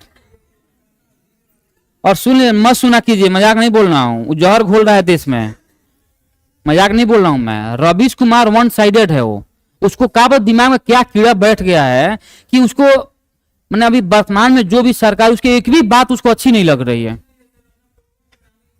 अब भोजपुरी में आजकल बोल रहा है माहौल बनाने के लिए। देखिए मेरा शमशान और कब्रिस्तान एक साथ कैसे हो जाएगा? अभी तक हुआ है कभी? वो सब थोड़े होगा भाई। ये तो बोला जा रहा है कि सभी लोगों के लिए समान कानून हो। अब मरे कोई, अब अच्छा मर ही गए आप, अब अगर शमशान हो चाहे कब्रिस्तान हो क्या फर्क पड़ता है? चले कुत्ता को खिला दिया जाए, क्या फर्क पड़ता है? मरने के बाद गण पुराण कभी सुने आप लोग मरता तो गण पुराण सुनाया जाता है, उसमें एक बात है। और देखिएगा जो छोटे बच्चे हैं उनको गण पुराण नहीं सुनाने दिया जाता है गांव में। जैसे मेरी दादी का डेथ हुआ था तो मेरे पापा ही जलाए, मतलब क्या बोलते हैं उनको, अगिन उगिन जो भी है दिए थे। तो आते थे पंडित जी, हवा पानी दे रहे थे पूरा, मतलब देते थे घर में बैठकर। तो मैं भी एक बार बैठ गया। अच्छा मेरे पापा इधर बैठे थे, ऐसे पंडित उधर, मैं इधर, पापा इधर से मैं उनके पीछे बैठा था। अरे मेरी मम्मी भी नहीं देखी। जब आधा घंटा बीत गया तो मेरे पापा पलटे, देखे मैं पहले तो रुकिए रुकिए रुकिए, तुम कहाँ है जी, तुम भागो इधर से, पहले भागो। जवान आदमी को लोग नहीं सुनने देता है, लोगों का माइंड सेट चेंज हो सकता है। आप समझिए उसमें ऐसा ऐसा बात बोला गया है कि आप मतलब वो तो विश्वास करने के लायक नहीं है, लेकिन लोग कर रहा है ना। कुछ चीजें वो है ना जो अंदर से नहीं डर से भी किया जाता है। उसमें एक बात बताया गया है, जैसे कोई मर के जाता है ऊपर तो भाई लोग रोएगा ना कि मेरा पति रो रहा है, मेरा बेटा रो रहा है, मेरी बेटी रो रही है, मेरा जो भी है रो रहा है। रोता कोई नहीं है, वो 2 दिन खाली वो बड़ा दिन गिनते कहाँ से बड़ा बड़ा मिले खाना है, पूरा रसगुल्ला मिठाई जो भी है, तो रो रहा है मान लीजिए। तो भगवान से कोई आदमी पूछा कि भाई तो रो रहा है तो मुझे जाने दो, यहाँ पे क्यों पकड़ के रखे, मेरा उधर छोटा बेटा है आज 2 साल का है, मर गया, मैं मर गई, मान लीजिए मर गया जो भी है। पंडित बोले ठीक है, भगवान बोले ठीक है वेट करो मात्र 2 घंटे। अगर 2 घंटे में अगर आपके घर वाले आपके अपने घर में रख लिए हैं तो जी मत देखिए, हाइपोथेटिकल कहानी है लेकिन थोड़ा इसको कनेक्ट करना है चीजों से। देखा है कि मरने के तुरंत विदिन सेकंड लोग बाहर निकल फेंकता है आपको। जैसे इधर मरे उठा के सीधे बाहर कि घर में नहीं रखना है उसको। 1 सेकंड पहले उस आदमी के लिए, उस घर के लिए आप एकदम महत्वपूर्ण सदस्य थे। 1 सेकंड में आपकी उस स्थिति चेंज हो गई ना। मतलब मर गए, रोना धोना सेकेंडरी बात है। कितना लोग जान मुझे दिखाता है समाज को, नहीं रोएंगे दिक्कत हो जाएगी, समाज क्या बोलेगा। तो उठा कर रख दिया गया उधर। 1 घंटे में लाया गया काट कूट कर। मुस्लिम है तो भाई उनका तैयार किया गया, हिंदू है तो काट कूट कर लकड़ी लाया गया, लेकर जलाया गया उनको बढ़िया से। भगवान बोले देखो जब तुम्हारा अपना ही बेटा है, अपना पति है, चाहे अपना भाई पत्नी है, जो भी चीजें हैं, तुमको जलाया जा रहा है। अगर तुम इतना लोग मानते, तुम अपने घर में रखते, क्यों तुमको जलाया जा रहा है? 1 सेकंड का फर्क है ना, मरने और नहीं मरने में 1 सेकंड का ही फर्क है। 1 सेकंड तक आदमी, मानिए आप बहुत बीमार हैं, बहुत बीमार हैं, फिर भी अगर आप जिंदा हैं, आपकी सांसें चल रही है, लोग आपको घर में जितना भी उसके औकात है सेवा करेगा, जितना भी हो सकता है करेगा। जिस दिन सांसें बंद, कहानी खत्म। 12 दिन लोग आपको याद करेगा, उस 12 दिन में आपको लगभग 1000 बार लोग आपको गलियाएगा, ये मर गया साला, बताइए इस टाइम में मर गया, खाना पड़ा बिना हल्दी का, बिना ऐसे चीज कैसे खाएंगे, मन में गलियाता है, मुंह पे थोड़ी कोई गलियाएगा। मेरी दादी का डेथ हुआ था, मेरे दादी का डेथ हुआ था, अच्छा मैं दिल्ली से घर गया था, मेरे दादी का डेथ हुआ, मैं दिल्ली से घर गया था, और वहां पे क्या हुआ कि बिना हल्दी का बनता है, अच्छा उसमें दूध दही हवा पानी है, नहीं खाना पड़ता है सब। मेरे पापा विश्वास नहीं करेंगे, मेरे पापा जब उनकी मम्मी का डेथ हुआ है ना, मेरे पापा हमसे 10 बार बोले होंगे, देखो नहीं खा पा रहे हो, तुम खा लो चुरा कर, बताना नहीं है किसी को, तुम्हारा तबीयत खराब हो जाएगा, अच्छा नहीं होगा। मेरे फादर हैं वो, हमसे बोले, वो जानते हैं कि मतलब इसको दिक्कत हो सकता है। मैंने बोला ना, अब जब घर पे ही गया हूँ, एक राउंड देखता हूँ 12 दिन चलाकर क्या होता है। मेरी मम्मी डेली शाम को चोखा बनता था, ज्यादा दाल चावल चोखा बनता था, खाता था मैं बहुत प्रेम से। लेकिन उस 12 दिन में मेरे पापा लगभग 20 मतलब हम लोग 25-50 बार बोले होंगे कि नहीं हो रहा तो खा लो तुम, कोई टेंशन नहीं है, घर पे नहीं बताना, भैया भैया जी से चाहे बड़े पिताजी लोग से नहीं बताना कि मैं खा रहा हूँ, जाकर अकेले खा कर बाहर से आ जाना है, कोई टेंशन नहीं है, तबीयत खराब नहीं होना चाहिए।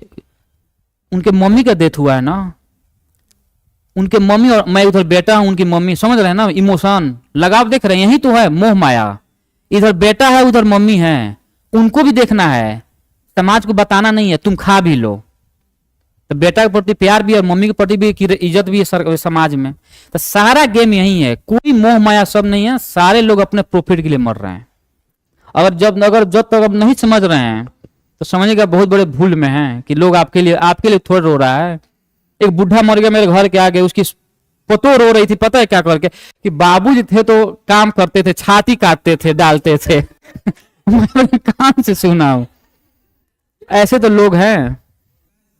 फिर भी हम लोग,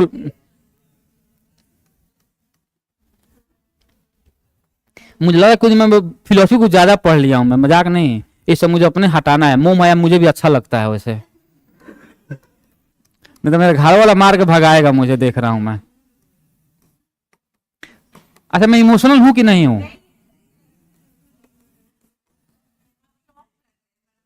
इमोशनल नहीं हूं मैं, इमोशनल नहीं हूं मैं, अरे मैं बहुत इमोशनल आदमी हूं। हाँ तो बेइज्जती करवा लूं कह के, नहीं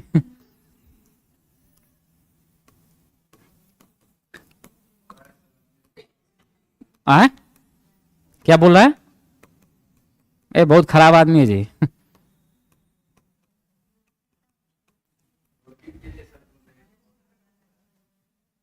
किस लिए? देखिए इमोशनल होना नहीं होना अच्छी बात है, जो जैसे रहे।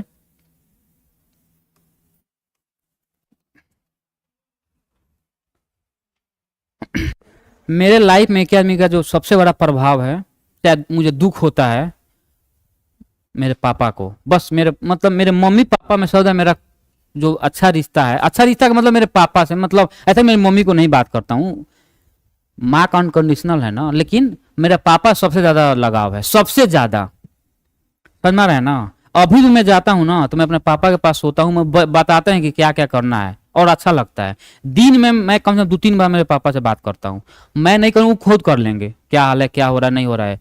अच्छा मम्मी से रात में बात होता है, मम्मी से 2 ही बात होता है, खाना हुआ, पतले हो गए हो, दुबले हो, पेट निकल रहा है, मरूंगा आपको, कहाँ से पतले हो गया हूँ मैं तो मम्मी का अलग है कि नहीं तुम खा नहीं रहे हो, ठीक है कोई बात नहीं, पढ़ाई लिखाई, अच्छा पढ़ाई उसको कोई मतलब नहीं है कि तुम पढ़ रहे हो कि नहीं पढ़ रहे हो, खा रहे हो कि नहीं, बस।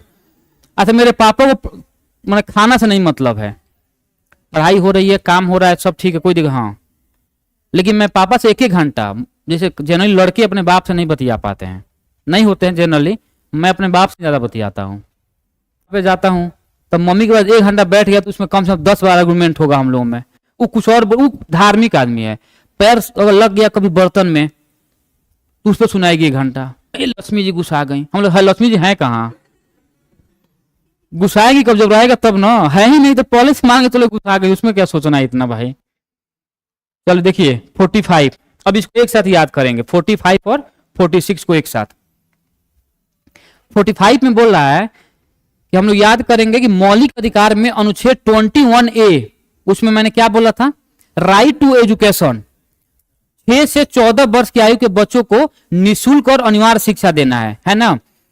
45 में बोल रहा है कि भाई इसमें भी एजुकेशन के बारे में बात हो रहा है, लेकिन इसमें बोल रहा है 6 वर्ष से कम, 6 वर्ष से कम, 6 वर्ष से कम आयु के बच्चों को मतलब देख रेख करने, स्कूलिंग करवानी है, समझना रहे आप, समझिए। इसको भी अगर पूछेगा कब जोड़ा गया, तो 66वें संविधान संशोधन 2002 के द्वारा। अब यहां पे देखिए दो चीजें हैं, एक तो अच्छे से याद रखिएगा। 45 में 21A में क्या था, राइट टू एजुकेशन, 6 से 14 वर्ष की आयु के बच्चों के बारे में बात कर रहा था, और यहां पे बोल रहा है कि 6 वर्ष से कम की आयु के बच्चों को शिक्षा देना, जो जिसको हम प्री स्कूल आजकल बोलते हैं, और प्री स्कूल है नहीं। वो बात है कि भाई लोग आजकल बच्चा रखना नहीं चाहता, भेजो उधर जल्दी, उधर फ्री रहेंगे, थोड़ा एंजॉय होगा अपना, ठीक है ना। हाँ, स्वास्थ्य मतलब हाँ देखभाल ही है, खासकर ये देखभाल के बारे में बात कर रहा है, तो एजुकेशन है और देखभाल के बारे में। लेकिन यहाँ पे जो दिया गया है स्पेशली एजुकेशन के बारे में बात किया गया है। अब देखभाल में तो वो भी आएगा ही, छोटा बच्चा है 6 साल से, क्या औकात है उसका, तो देखेगा ही, एजुकेशन रिलेटेड बात की गई है, कोई दिक्कत। अब देखिए यहाँ पे समझिएगा थोड़ा चीजों को। 46 में बोल रहा है कि जो भी एससी है और जो भी एसटी, यानी जो भी अनुसूचित जाति हैं तथा जो भी अनुसूचित जनजाति हैं, ठीक है, समझिएगा, जो लोग एससी हैं और एसटी, उनके हितों का संरक्षण के बारे में बात की गई है। समझ में मैं क्या बोल रहा हूं, मैं बोल रहा हूं कि यहां पे अनुच्छेद 46 में बोलता है कि जो एससी हैं, जो एसटी हैं, उनके हितों के संरक्षण के बारे में बात की गई है। उनके हितों का मतलब क्या हुआ, उनकी आर्थिक स्थिति क्या है, उनकी सामाजिक स्थिति क्या है, उनकी शिक्षा व्यवस्था क्या है, इन सारे चीजों के बारे में यहां पर बात की गई है 46 में। अगर आपको ऐसे याद नहीं करना है तो सिंपल समझिए कि 46 एससी एसटी के बारे में बात की गई है।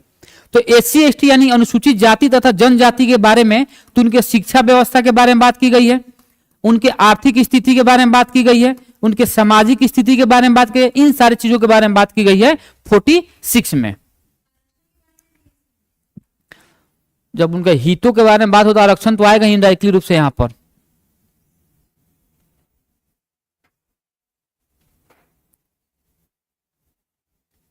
यहां पर वो बोल रहा है कि भाई हाँ, तो मैं तो बोल ही रहा हूं कि सामाजिक आदि एक प्रकार उनसे मतलब उनको न्याय देने के बारे में बात की गई है 46 में, और उनको जिस प्रकार से न्याय मिले, ठीक है ना, उनको जिस प्रकार से न्याय मिले वो 46 में बोल। अब समझिएगा 45 और 46 एक साथ हो गए। अब हम लोग 47 से देखेंगे कंटिन्यू 48 तक। अब थोड़ा चीजों को समझिएगा। 47 में बोल रहा है कि मद्य निषेध, मद्य निषेध का मतलब, हाँ, मद्य निषेध का मतलब यह है कि भाई शराब नहीं पीना है।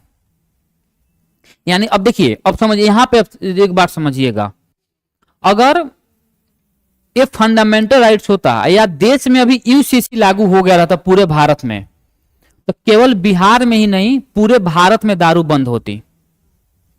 कोई दिक्कत? अगर यूसीसी लागू हो गया रहता तो पूरे मतलब पूरे भारत में, अभी अपने अपने कुछ कुछ राज्यों में दारू बंद है, बिहार में भी दारू बंद है, तो नहीं तो ऐसा रहता तो हर जगह दारू बंद होती। तो समझा रहे हैं? अब समझिए, इसीलिए कि डीपीएसपी को ये राज्यों के ऊपर छोड़ा गया है कि राज्य को अगर ऐसा लग रहा है कि मुझे इससे दिक्कत है तो बंद कर दे, अगर राज्यों को लग रहा है कि इससे प्रॉफिट है तो इसको लागू कर दे, कोई दिक्कत नहीं है। भारत सरकार को सबसे ज्यादा लॉस है रिवेन्यू में, दारू से सबसे ज्यादा रिवेन्यू आ रहा था भारत सरकार को, समझ में आया? रिवेन्यू ही सरकार की बंद हो गई है, समझ में आ रहा है ना? तो दारू बहुत बड़ा अच्छा रोल प्ले कर रहा था बिहार में रिवेन्यू के लिए। देखिए मध्य ने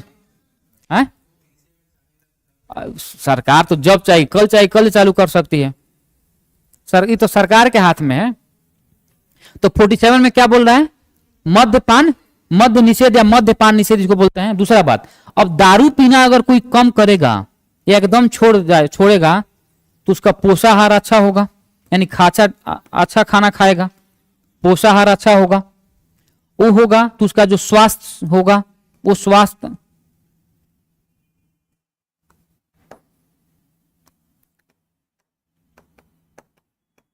स्वास्थ्य उसका स्वास्थ्य में वृद्धि होगी।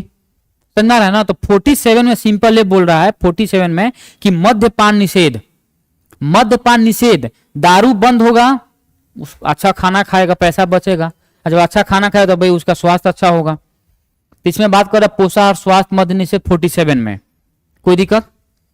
अब यहां पे बोल रहा है कि भाई मान लीजिए कि अब ये दारू पीना बंद कर दिया है तो इसका दिमागी हालत सही होगा, अच्छा काम करेगा। तो अच्छा काम करे तो 48 में बोला ठीक है भाई तो तुम कृषि करना शुरू कर दो, कोई ना कोई काम करेगा ना, तो कृषि करेगा, पशुपालन करेगा। तो 48 में बोल रहा है कि कृषि पशुपालन के बारे में बात की गई है। और इसमें 48 में एक स्पेशली बात की गई है कि दुधारू, दुधारू पशु का देखरेख या पालन, और दुधारू पशु के पालन में भी स्पेशली बात की गई गायों के अच्छे नस्लों को पालना है। लेकिन अगर उतना नहीं जाने तो बस इतना समझना है कि 48 में बोल रहा है कि कृषि पशुपालन, कृषि पशुपालन और दुधारू पशुओं का पालन करना है। अब देखिए लिंक में याद करें चीजें याद होगी। 48 में क्या है, 47 में क्या है, मद्यपान निषेध।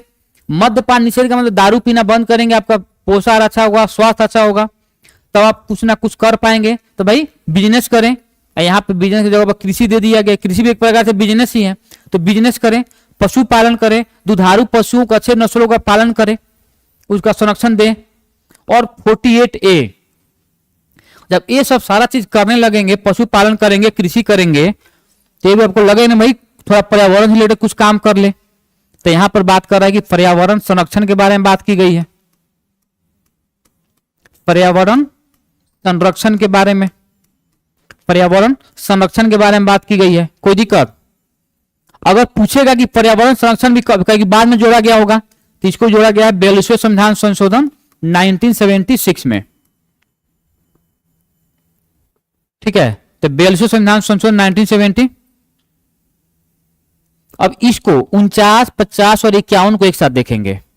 देखिए 49 में क्या है, 49 में बोला है कि जितने भी हम लोग के यहाँ धरोहर है, धरोहर जो स्थल है, स्मारक है, जो राष्ट्रीय महत्व के धरोहर स्मारक है, उनको संरक्षण देना है, ठीक है ना, ठीक है ना। तो हम लिखेंगे 49 में एक पॉइंट, हाँ वही विरासत लिखेंगे, राष्ट्रीय महत्व के स्मारक, राष्ट्रीय महत्व के स्मारक, स्थान इत्यादि का संरक्षण, इत्यादि का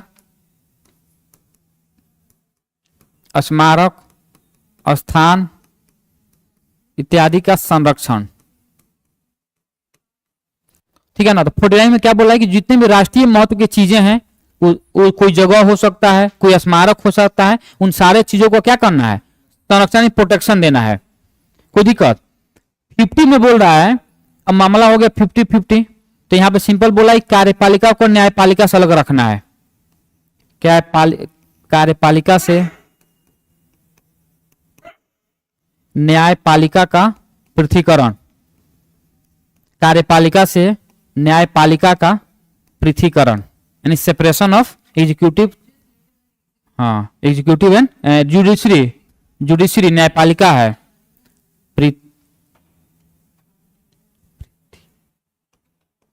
पृथकीकरण ऐसे ही होता है ना, जो भी है सेपरेशन लिख लेंगे सिंपल, ठीक है ना। तो 50 हो गया और एक और बच गया जो यहां पर हम लिखेंगे।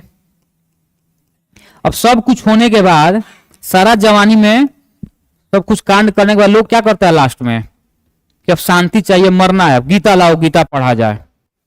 वही गीता पढ़ने बोला कि अब सारा चीज हो गया तो 51 में बोला जा रहा है कि भाई अंतरराष्ट्रीय स्थापित करना, अंतरराष्ट्रीय शांति स्थापित करना है, अंतरराष्ट्रीय शांति स्थापित करना है, शांति स्थापित करना है। कोई दिक्कत? अंतरराष्ट्रीय शांति स्थापित करना है।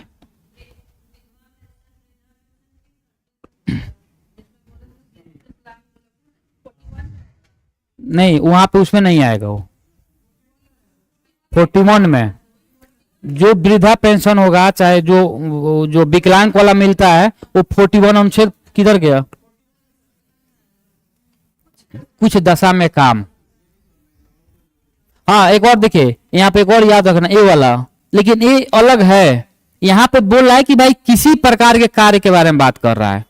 अगर कोई भी कार्य मर्द और जो लेडीज है अगर समान कार्य कर रहे हैं तो उनके भी पैसा भी समान रूप से मिलना चाहिए, ठीक है ना। दूसरा बात देखिए 49A में, अच्छा 49A में, सॉरी 39A में क्या दिया गया?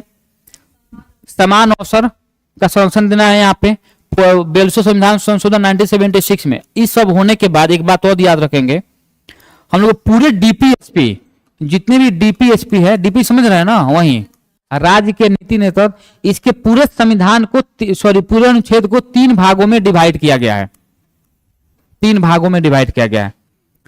एक हो गया उदारवादी, उदारवादी तत्व, उदारवादी तत्व। दूसरा है समाजवादी, समाजवादी तत्व। और तीसरा है गांधीवादी, गांधीवादी तत्व, ठीक है ना, गांधीवादी तत्व। अच्छा, इसका मतलब क्या हुआ?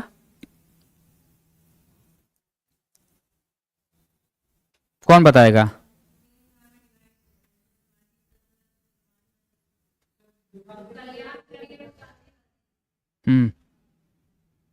मतलब मैं सिंपल बोल रहा हूं कि इसका मतलब ये हुआ कि डीपीएसपी में जितना भी 36 से 51 जो अनुच्छेद है, लगभग 15 अनुच्छेद हुआ ना, 15-16 अनुच्छेद, तो जितना भी अनुच्छेद है उसमें कुछ अनुच्छेदों पर प्रभाव है गांधी का, गांधीवादी विचारधारा का।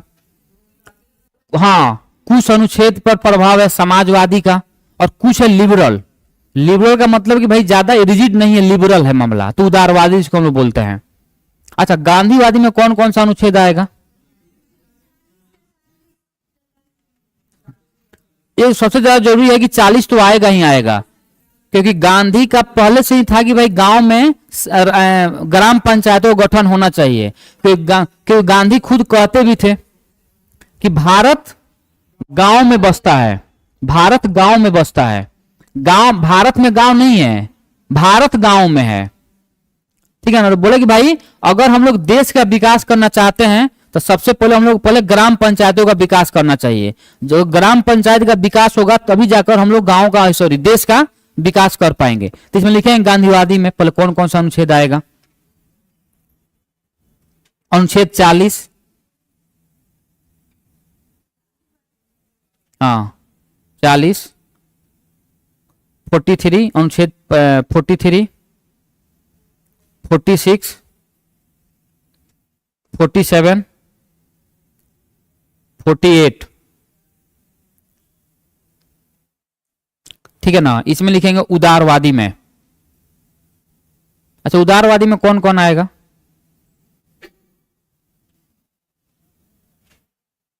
कौन कौन उदारवादी में आएगा? अच्छा, 44 किस में आएगा? लिखिए, उदारवादी में लिखेंगे 44, 44 उदार में लिखेंगे 44। अनुच्छेद 44, अनुच्छेद 45, अनुच्छेद 48। अरे भाई 40 और तो थोड़े कि एक एक सब होगा, उसको बट भी तो सकता है ना कुछ चीजें। 48A, अनुच्छेद 48A, हाँ ये भी तो उदार है ना, गांधी भी चाहते थे और ये भी चाहता था। जहां 49, 49 इसमें उदारवादी में 49, 50, 51,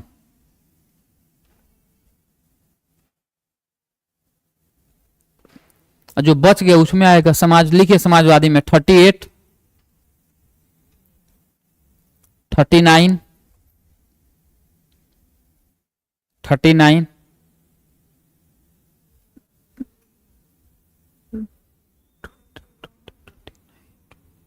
39A, 39A, 41, 42, 43,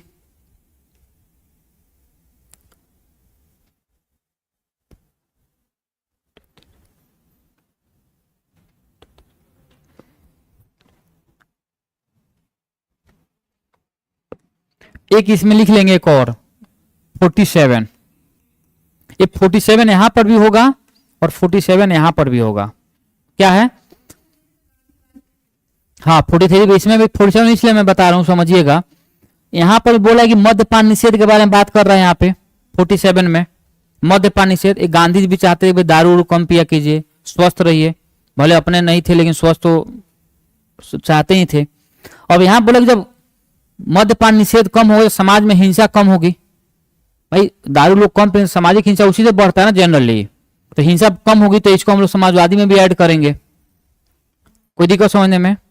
बस ये चीजों को समझना है। क्या देखिए, बताने के पीछे कारण क्या है, ये बताने के पीछे 2-3 कारण है। पहली कारण तो यह है कि चीजों को समझना है कि गांधी क्या भारतीय समाज पे, भारत के संविधान पे, भारत में गांधी के विचारों का बहुत ज्यादा प्रभाव है। आज भी जो भारतीय समाजवाद, जो समाजवाद हम लोगों ने अपनाया है, वो गांधी तथा नेहरू के समाजवाद ही है। लेकिन समाजवाद की शुरुआत तो बहुत पहले हो गई थी, जिसके जनक हम मानते हैं कार्ल मार्क्स को। लेकिन भारत ने जो समाजवाद को अपनाया वो गांधी तथा नेहरू के समाजवाद को अपनाया। इन लोगों के समाजवाद में हिंसा नहीं दिखाई देती है, ठीक है ना। लेकिन जो कार्ल मार्क्स का समाजवाद है वो हिंसात्मक समाजवाद है। उसमें बोला जाता है कि भाई अगर आपका बात कोई नहीं मान पा रहा है अच्छे से, जो अमीर वाले हैं, तो उनको छीनो, लूटो, मारो और आकर गरीबों में अपना पैसा बांट लो, वही कुछ हो सकता है। इस तरह से हम लोग भला नहीं हो पाएगा। कोई दिक्कत? आगे लिखेंगे, हेडिंग डालेंगे, राज्य के नीति निर्देशक तत्वों से संबंधित कुछ वाद। राज्य के नीति निर्देशक तत्वों से संबंधित कुछ वाद, वाद यानी केस।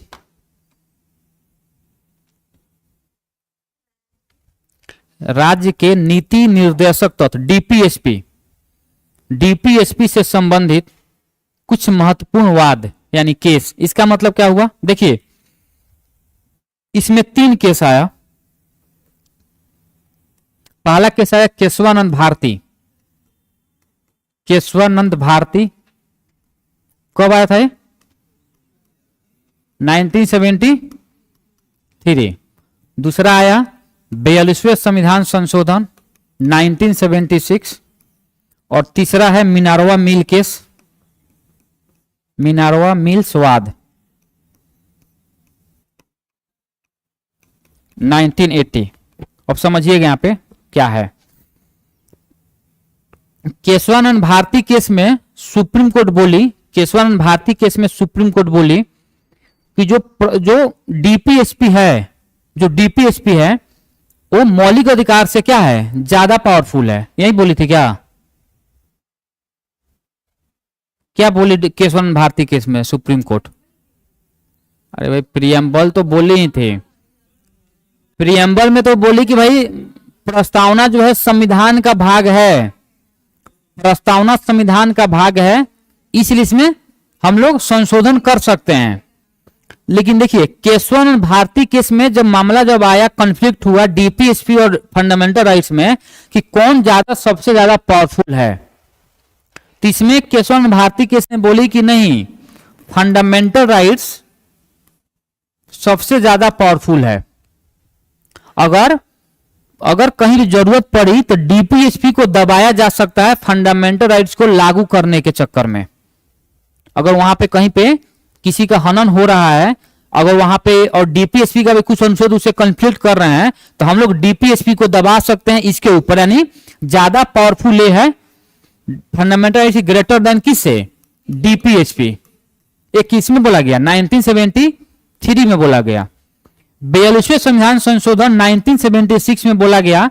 अरे कौन बोल रही है? अभी सरकार बात कर रही है इसमें। 42वें संविधान सरकार बोलेगी ना ना ऐसा नहीं है, डीपीएसपी ज्यादा पावरफुल है फंडामेंटल राइट से। डीपीएसपी ज्यादा पावरफुल है किससे? यानी अगर कभी जरूरत पड़ी तो कुछ लोगों के अधिकारों का हनन किया जा सकता है इसको लागू करने में, ठीक है ना। ये मामला बढ़ गया। फिर मिनारवा मिल्स वाद आया 1980 में। इसमें बोला गया कि नहीं, ऐसा नहीं है, डीपीएसपी और फंडामेंटल राइट्स दोनों बराबर हैं। यानी हम लोग ऐसा कोई काम नहीं करेंगे, ऐसा नहीं कि एक आदमी को फायदा पहुंचाने के चक्कर में दूसरे को लॉस कर दे, या दूसरे को फायदा करने के चक्कर में पहले वालों को लॉस कर दे, ऐसा नहीं है। दोनों में बैलेंस बनाकर रखना है चीजों को। कोई दिक्कत समझने में? दोनों में बैलेंस बनाकर रखना है। ये बात बोला गया मिनर्वा मिल के 1980 में। किसी को डाउट है समझने में? यहां पे तो 1973 में सुप्रीम कोर्ट बोली कि भाई पावरफुल कौन है? Fundamental rights. 42वें संविधान संशोधन में बोली कि नहीं, कौन? डीपीएसपी। और इसमें बोली कि नहीं, दोनों बराबर है। बीच में एक दो केस और भी आया था, लेकिन हम लोग उतना नहीं समझना है कि मेन डिसीजन कहां पर क्या लिया गया। ये 3 वाद में मेन डिसीजन लिया गया था, इसलिए यहां पर 3 वाद के बारे में बात किया गया है। चलिए, यहां तक किसी को डाउट है? अंग्रेज ने आराम गांव नई कोठी खोली, ये किसका है जी? ये डायरी नहीं, मैडम का तो नहीं है, उसका नहीं है, उनका नहीं है। कोई दिक्कत? चलिए, तो हम लोग डीपीएसपी, ठीक है, और